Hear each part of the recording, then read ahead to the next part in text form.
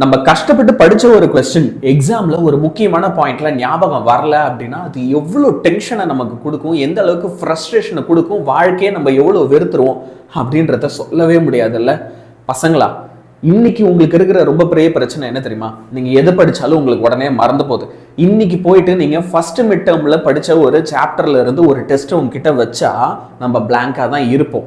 ஏன் அப்படின்னா என்னதான் படிச்சு நீங்க அன்னைக்கு சூப்பரா மார்க் எடுத்திருந்தாலும் இன்னைக்கு நமக்கு அது ரீகால் ஆகல, ஞாபகம் வரல. அப்போ ஏன் இந்த பிரச்சனை? இந்த பிரச்சனையை நம்ம எப்படி சரி பண்றது? அதுக்கு ஒரு முக்கியமான விஷயத்த நீங்க ஃபாலோ பண்ணணும். அது என்ன தெரியுமா? எல்லாரும் உங்களை செய் அப்படின்னு சொல்ற ஒரு விஷயத்த கொஞ்சம் பொறுமையா நிதானமா யோசிச்சு பண்ணுங்க.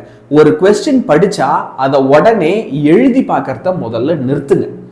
Do not write and see. நீங்க ஒரு கொஸ்டினை கஷ்டப்பட்டு படிச்சிட்டீங்கன்னா அதை எழுதி பார்க்காத. ஓகே, என்ன சார் இப்படி சொல்றீங்க? எல்லாருமே சொல்ற ஒரு விஷயம் இதானே, நம்ம எழுதி பார்த்தா மனசுல நல்லா பதியும் தானே சொல்லுவாங்க. இல்ல, அதுல உண்மை இருக்கு, நான் இல்லைன்னு சொல்ல. ஆனா இப்ப நான் சொல்ல போற ஒரு விஷயத்த கேளு. உனக்கு கரெக்ட்னு பட்டுச்சுன்னா நீ ஃபாலோ பண்ணு, இல்லைன்னா ஃபாலோ பண்ணாத. நம்ம பிரெயின் இருக்கு இல்லையா, நம்ம மனுஷனோட மூளை, இதுல 2 விதமான மெமரி சிஸ்டம் இருக்குப்பா. ஒன்னு வந்து நம்ம என்ன சொல்லுவோம் அப்படின்னா ஷார்ட் டேர்ம் மெமரின்னு சொல்லுவோம். இன்னொன்னு நம்ம என்ன சொல்லுவோம் அப்படின்னா இந்த பக்கமா லாங் டேர்ம் மெமரி அப்படின்னு சொல்லுவோம். சரியா? இப்ப இந்த ஷார்ட் டேர்ம் மெமரி எடுத்துக்கிட்ட அப்படின்னு வச்சுக்கோங்க. நம்ம வீட்டில் அம்மா நம்மள மளிகை சாமான்லாம் வாங்க சொல்றாங்க, கிராசரிஸ் வாங்க சொல்றாங்க. வெங்காயம் 1 கிலோ, தக்காளி 1/2 கிலோ, துவரம் பருப்பு, அது இதுன்னு நீ ஒரு லிஸ்ட் போட்டு மைண்ட்லேயே மனப்படமா வச்சுட்டு போவ. ஆனா யோசிச்சு பாரு, 4 நாளைக்கு முன்னாடி 5 நாளைக்கு முன்னாடி நீ என்ன கிராசரிஸ் வாங்கினன்னு உனக்கு இப்போ ஞாபகம் இருக்கா? இருக்காது. அதோட பர்பஸ் முடிஞ்ச உடனே நம்ம மூளை அந்த விஷயத்த மறந்துடும். அதுக்கு ஒரு பர்டிகுலர் டைம் வரைக்கும் தான் நம்ம என்ன செய்வோம் அப்படின்னா அதை ஞாபகம் வச்சிருப்போம். அதுக்கு மேல அந்த மெமரி நம்ம கிட்ட இருக்காது. நம்ம என்ன பண்ணிடுவோம் அப்படின்னா அதை கம்ப்ளீட்டா மறந்துடும். சரியா? ஒரு ஓடிபி மெசேஜ் உன் ஃபோனுக்கு வருதுன்னா அந்த ஓடிபியை தேவையான இடத்துல நீ உள்ள போடுற வரைக்கும் தான் உனக்கு அது ஞாபகம் இருக்கும், அதுக்கப்புறம் மறந்துடும். ஆனா இதுவே இப்படி யோசிச்சு பாருங்க, நம்ம அப்பா அம்மாவோட ஃபோன் நம்பரா இருக்கட்டும், உங்களோட ஃபோன் யூபிஐ பின்னா இருக்கட்டும், இல்லை ஏடிஎம் நம்பரா இருக்கட்டும், ஏடிஎம் பின்னா இருக்கட்டும், இதெல்லாம் உங்களுக்கு ரொம்ப நாளைக்கு சூப்பரா ஞாபகம் இருக்கும். ஏன் அப்படின்னா இதெல்லாம் நம்ம அடிக்கடி ரீகால் பண்ற நம்பர்ஸ்ல ஒன்று. நம்ம வந்து என்ன செஞ்சுட்டே இருக்கோம், திரும்ப திரும்ப திரும்ப இந்த நம்பர்ஸ்லாம் ஞாபகப்படுத்திட்டே இருப்போம். ஆனா ஒரு ஓடிபி மெசேஜை நீ அடிக்கடி ஞாபகப்படுத்தணுன்ற அவசியம் கிடையாது. நம்ம பிரெயினே ஆட்டோமேட்டிக்கா ஒரு விஷயத்த ஸ்டோர் பண்ணும்போது இது ஷார்ட் டேர்ம் ஞாபகம் வச்சிருந்தா போதும், இதை லாங் டேர்ம் ஞாபகம் வச்சிருக்கணும்னு பிரிச்சு தான் ஸ்டோர் பண்ணுது. இப்போ என்ன பிரச்சனை ஆகுதுன்னா, நீ ஒரு எக்ஸாமுக்காக மட்டும் படிக்கும்போது ஓகே, நீ படிக்கிற எல்லா ஆன்சரும் போய் ஷார்ட் டேர்ம் மெமரியில ஸ்டோர் ஆகுது. எக்ஸாம்ல போய் நீ ஆன்சரை எழுதின உடனே உன் மூளை என்ன சொல்லுதுன்னா, மளிகை சாமான்லாம் நம்ம வாங்கியாச்சு, அவ்வளவுதான், இனிமே இது தேவையில்ல, தூக்கி டம்ப் பண்ணிடு அப்படின்னு சொல்லிடுது. நீயும் மறந்துடுற. இப்போ நம்ம என்ன செய்யணும், இங்க இருந்து லாங் டேர்ம் மெமரிக்கு நம்ம இதை மூவ் பண்ணணும். ஆனா எப்படி சார் மூவ் பண்ண போறோம்? அதுக்கு எக்ஸாம்பிள் தான் நீ பாட்டு கேட்கறது. நீ சாங்ஸ் எல்லாம் கேட்கறல்ல, நீ யோசிச்சு பாரு, எவ்வளவு சாங்ஸ் உனக்கு பிடிச்ச, எவ்வளவு சாங்ஸ் உன்னையே அறியாம உனக்கு அது மனப்பாடமா தெரியுது. ஒரு பாட்டு ஓடும்போது உன்னால அது கூடவே அழகா பாட முடியும். ஏன் தெரியுமா? சாங்ஸ் ஞாபகம் இருக்கு, மூவிஸ் ஞாபகம் இருக்கு, நிறைய விஷயங்கள் லைஃப்ல ஈஸியா ஞாபகம் இருக்கு. இந்த படிப்பு மட்டும் ஏன் ஈஸியா ஞாபகம் இல்லை தெரியுமா? உனக்கே தெரியாம ஒரு விஷயத்த நீ சூப்பரா கரெக்டா டெய்லி பண்ணிட்டே இருக்க. அது என்ன அப்படின்னா இதெல்லாம் ரிப்பீட்ல போட்டுட்டு கேட்டுட்டே இருக்கிறது. நீ யோசிச்சு பாரு, உனக்கு பிடிச்ச ஒரு பாட்டை நீ ஒரே ஒரு வாட்டியா பார்த்துருக்க. உனக்கு ஒரு படத்துல ஒரு சீன் பிடிக்குது, ஒரு டைலாக் பிடிக்குதுன்னா அதை ஒரே ஒரு வாட்டியா பார்த்துருக்க. உன்னை அறியாம நீ என்ன பண்ணிருக்க அப்படின்னா அதை மல்டிபிள் டைம்ஸ் பார்த்துருக்க, மல்டிபிள் டைம்ஸ் ரிப்பீட் பண்ணிருக்க. Secret to success in education என்ன அப்படின்னா ஒரு விஷயத்த நீ திரும்ப திரும்ப ரிப்பீட் பண்றது. You have to repeat everything again and again and again. எந்த அளவுக்கு அதிகமா நீ ரிப்பீட் பண்றியோ அந்த அளவுக்கு உன்னோட மூளையோடைய மெமரியும் சூப்பரா வளரும். ஏன்னா உன்னோட மெமரிக்கு லிமிட்ஸே கிடையாது கண்ணா. Your memory has no limits. அதை என்னைக்குமே ஞாபகம் வச்சுக்கோ. ஆனா நீ என்ன செய்யணும், படிச்ச விஷயங்கள் திரும்ப உனக்கு ஞாபகம் வரணும்னா படிச்சதை திரும்ப திரும்ப திரும்ப திரும்ப ஒரு பர்டிகுலர் டைம் பீரியட்ல ரிப்பீட் பண்ணிட்டே இருக்கணும். You have to repeat. திரும்ப திரும்ப திரும்ப திரும்ப நீ என்ன செய்ய போற, ரிப்பீட் பண்ணிட்டே இருக்க போற. சரியா? Repetition and timely recall. Sir, அந்த டைம்லி ரீகால் எவ்வளோ நேரத்தில் நான் ரீகால் பண்ணணும், எவ்வளோ நேரத்தில் நான் ரிப்பீட் பண்ணணும் அப்படின்னு உனக்கு ஒரு கேள்வி இருக்குன்னா அந்த கேள்விக்கான பதிலையும் நான் இதே வீடியோவில் உனக்கு சொல்கிறேன். சரியா? ஸோ டக்குன்னு அந்த பதிலையும் தெரிஞ்சுக்கும். ஃபர்ஸ்ட் விஷயம் நான் சொன்னது, step 1, don't write and C, ஆனால் ஒரே ஒரு சின்ன கரெக்ஷன், இமீடியட்லி. எப்பயுமே நீ ஒரு கொஸ்டின் படிக்கிறனா அதை உடனே எழுதி பார்க்காத. ஏன்? இப்போதான் உனக்கே பதில் தெரியுமே. ஏன்னா இப்போ அது உன்னோட ஷார்ட் டேர்ம் மெமரியில் இருக்கு. ஷார்ட் டேர்ம் மெமரியில் இருக்க பார்த்து நீ எழுதும்போது கரெக்டாக தான் எழுதுவ, ஓகேவா?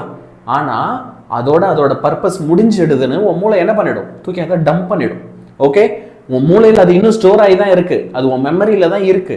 ஈஸியாக தேடி எடுக்கக்கூடிய இடத்துல இல்லை. ஆனால் அப்போ அதை ஈஸியாக தேடி எடுக்கக்கூடிய, ஈஸியாக ஆக்சஸ் பண்ணக்கூடிய ஒரு இடத்துல வைக்கணும் அப்படின்னா நீ என்ன தெரியுமா செய்யணும்? ஸ்டெப் 2, ஒரு கொஸ்டின் படிக்கிற அப்படின்னா அதை 30 மினிட்ஸ்க்கு அப்புறமா எழுது.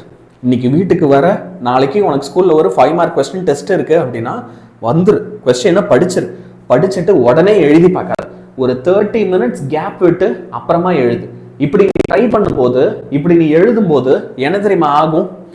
நீ எக்ஸாக்டா நாளைக்கு எக்ஸாம்ல எந்த இடத்துல இந்த ஆன்சரை மறப்பியோ அதே ஸ்பாட்ல இங்கேயும் மறந்துடுவு. ஏன்? இப்போ இதுல உனக்கு நிறைய கொஸ்டின் வரும். நான் இதை ஃபுல்லாவே எக்ஸ்பிளைன் பண்றேன். சார் என்ன சார் 30 மினிட்ஸ் கழிச்சு எழுதுன்றீங்க? அப்போ அந்த 30 மினிட்ஸ் நான் என்ன பண்றது? மற்ற சப்ஜெக்ட் படி.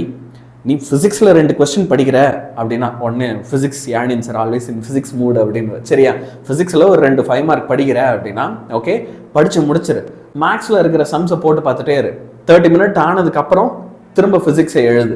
இப்போ நீ மேக்ஸ்லேருந்து டக்குன்னு ஃபிசிக்ஸை எழுதும் போது தான் உன் மூளையை என்ன பண்ணும்? வேற ஏதோ பண்ணிட்டு இந்த மூளையை தான் நீ திடீர்னு எக்ஸாம் எழுத சொல்கிற.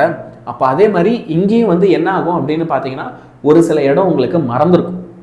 நீ எழுதி பார்க்குற அப்படின்னா some part of the answer வந்து உனக்கு என்ன ஆகிடும்? மறந்துடும். சார் ஆமாம் சார், அப்போ 1/2 மணி நேரம் கழிச்சு எழுதி பார்த்தா எனக்கு மறந்துருக்கும். இப்போ நான் என்ன பண்ணுறது? என்ன பண்ணு? திரும்ப நோட்டை எடுத்து ஒரு வாட்டி ரீகால் பண்ணு. எக்ஸாக்டாக என்ன எழுதும்போது, எந்த இடத்துல எழுதும்போது மறந்ததோ அதை எடுத்து பாரு. அடடா, இதான் நமக்கு மறந்தது. அப்போ நாளைக்கு உனக்கு எக்ஸாம்லேயே இதான் மறந்துருக்கும். ஸோ இப்போ அதை ஒரு வாட்டி திரும்ப ரிவைஸ் பண்ணணும். இப்போ ஃபர்ஸ்ட் டைம் படிக்கிறதுக்கும் 2வது டைம் படிக்கிறதுக்கும் ஒரு சின்ன வித்தியாசம் இருக்கணும். ஃபர்ஸ்ட் டைம் நீ 15 மினிட்ஸ் ஸ்பெண்ட் பண்ணி ஒரு 5 மார்க் கொஸ்டினை படிச்சனா, 2வது வாட்டி நீ ரீகால் பண்ணும்போது அதிகபட்சம் 2-3 மினிட்ஸ்க்கு மேலே எடுத்துக்கூடாது. ரீகால் தான் பண்ணணும். எந்த இடத்துல தப்பு பண்ணணும், இதான் கரெக்ஷன் அப்படின்றத பார்த்துட்டு இப்போ மறுபடியும் அதை எழுது. இப்போ உடனே எழுது. அந்த 30 மினிட்ஸ் கழிச்சு ரீகால் பண்ணல, ரீகால் பண்ணிட்டு இப்போ திரும்ப அதை எழுதி பாரு. இந்த வாட்டி நீ அதை கரெக்டாக எழுது, சரியா? ஆனால் இந்த 1/2 அன் ஹவர் கேப் விடும்போது இல்லை, கரெக்டாக நம்ம இந்த இடத்துல தான் மறந்தோம், அதுதான் இந்த வார்த்தை, இல்லை இந்த ஈக்குவேஷன், இல்லை இந்த ஃபார்முலா, இந்த மெத்தட், விச் மீன்ஸ் அப்போ நாளைக்கு எக்ஸாமில் நீ எழுதும் போதே ஃபர்ஸ்ட் அங்கே பேனை வைக்கும் போதே உன் பிரெயின் சொல்லிடும், தம்பி நீ அந்த பாயிண்ட்டை நேற்று மறந்து தெரியுமா, கேர்ஃபுல், இன்னைக்கு அதை கரெக்டாக எழுதிடலாம் நம்ம அப்படின்னு உனக்கு பிரெயினில் ஈஸியாக தோ இந்த இருக்கு பாரு அப்படின்னு எடுத்து அந்த கொஸ்டினை கொடுத்துரும், சரியா? இப்போ 3rd ஸ்டெப் இதில் என்ன தெரியுமா? இப்போ நீ படித்தது எல்லாத்தையும் 3 நாள் கழித்து திரும்ப ஒரு வாட்டி இந்த மாதிரி ரீகால் பண்ணணும். இன்ஃபேக்ட் நீ எப்பயுமே படிக்கிற ஒரு சில விஷயங்களை ஃப்ரம் டைம் டு டைம் என்ன செய்யணும் அப்படின்னா ஞாபகப்படுத்தி பார்க்கணும். நமக்கு இது ஞாபகம் இருக்கா? அப்போ ஞாபகம் இல்லைன்னா புக் எடுத்து ரிவைஸ் பண்ணு. இப்போது நீ இந்த ஞாபகப்படுத்துறத முடிஞ்ச அளவுக்கு 3 நாளைக்கு ஒரு வாட்டி, ஒரு வாரத்துக்கு ஒரு வாட்டி, 10 நாளைக்கு அட்லீஸ்ட் ஒரு வாட்டி ரீகால் பண்ணிட்டே இருக்கணும். 3 மாசத்துக்கு ஒரு வாட்டி ரீகால் பண்ணா மறந்துடும். அங்கதான் பிரச்சனை. நம்மளோட இந்த ரீகால் பண்றது எப்போ?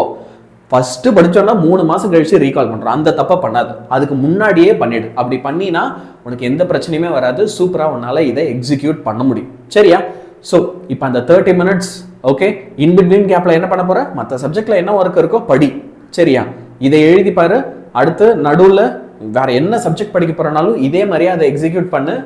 அண்ட் கண்டிப்பா படிச்ச விஷயங்களை 30 மினிட்ஸ் கழிச்சு ஒரு கொஸ்டின் படிச்சுட்டேன், எழுதி பார்த்துட்டேன், முடிஞ்சிடுச்சு அப்படி இல்லை. 3 days ஒன்ஸ் ஆகுது என்னை கேட்டால் என்ன செய்யணும்? நீ ரீகால் பண்ணணும்.